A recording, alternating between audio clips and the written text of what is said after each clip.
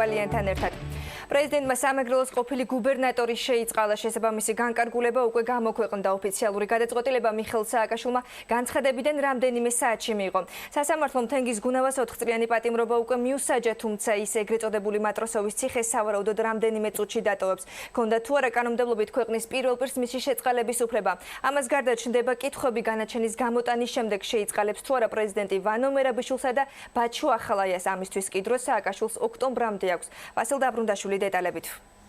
იდეალისტები, რომელიც აშენებდნენ ქართულ სახელმწიფოს და რომელიც ისჯებიან მხოლოდ იმისათვის, რომ არაფერი სახში არ წაუღიათ და დღე და ღამე მუშაობდნენ იმისათვის, რომ საქართველოს ფეხზე დაეყენებიან. იდეალისტი, რომელიც ორჯერ დააკავეს, დღეს პრეზიდენტმა შეიწყალა.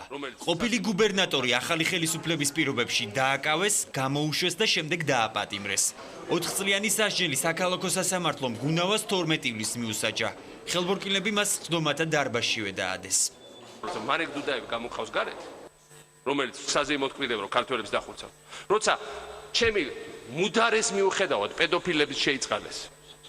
და უკვე მეხუთე თუ მეექვსე შემთხვევა პედოფილიის საქართველოში ასეთი აღმავლობა ამ საზიზღრობას არასდროს არ ქონია საქართველოში. რა თქმა უნდა, გუნავას გაუშვა.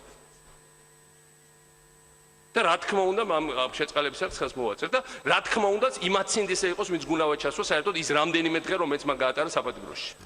გუნავას მიმართ საქმე სისხლის სამართლის კოდექსით და რამდენიმე მუხლით არის აღძრული.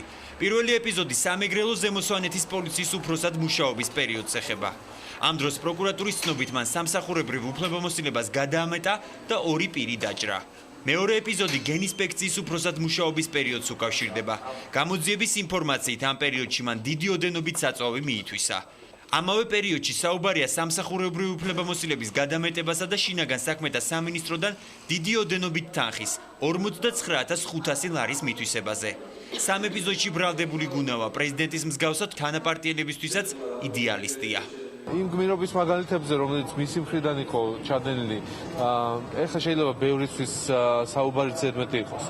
მე ვფიქრობ, რომ ამ ადამიანმა თავი ქვეყნის წინაშე მოიხადა 2008 წელს, მანამდეც, როდესაც ნარკომანიას ებრძოდა ქვეყანაში და ცინიზმი იყო ჩვენი ხელისუფლების, დღევანდელი ხელისუფლების მხრიდან, როდესაც ამ ადამიანს აკავებდნენ. იმ ფონზე ბედუკაძე და ძალიან ბევრი მწამებელი გარეთ ხელშეუხებელია, ჩვენთვის აბსოლუტურად გაუგებარია 2008 წლის ომის გმირი გუნავა, რატომ უნდა იყოს ციხეში ბენზინის ტალონების ჩადების გამო. უმრავლესობაში ამბობენ, რომ გმირებზე პრეზიდენტს თავისებური ხედვა აქვს. თანაგუნდენების შეწყალების კუთხით უმრავლესობა პრეზიდენტს და მის გუნდს გირგვლიანის მკვლელობის შეწყალების პრეცედენტსაც ახსენებს.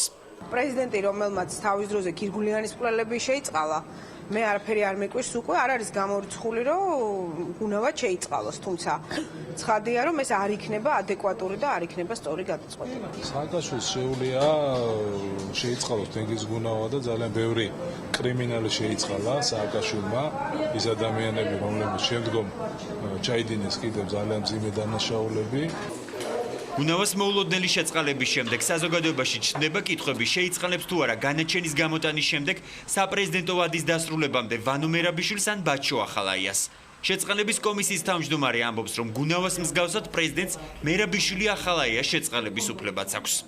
თუ არ არის მისჯილი, რა თქმა უნდა პრეზიდენტს ამისი უფლება არ აქვს, მაგრამ როგორც კი დადგება სასჯელი საბოლოო სასამართლოს მიერ, ამ შემთხვევაში პრეზიდენტს აქვს უფლება გამოიყენოს ასევე თავისი კონსტიტუციური უფლება და შეიწყალოს ერთიც და მეორეც. თუ სასჯელის 1/13 მაინც არ აქვს მოხდილი, ან თუ არ ინანიებს ჩადენილ დანაშაულს და ასე შემდეგ, ამ შემთხვევაში პრეზიდენტს არ შეუძლია შეწყალების გამოყენება, თუმცა იმავე ბრძანებულებაში ასევე მითითებულია, რომ მიუხედავად ამ აკრძალვებისა პრეზიდენტს მაინც შეუძლია რაღაც განსაკუთრებული გარემოების არსებობის შემთხვევაში ან საერთოდ რაღაც სხვა შემთხვევაში მაინც გამოიყენოს ეს უფლებამოსილება.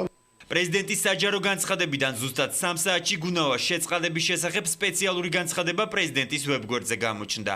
ჯერ უცნობია ზუსტად როდის დატოვებს საშენახსრულების დაწესებულებას ყოფილი გუბერნატორი და უკვე ყოფილი პატიმარი თენგიზ გუნავა.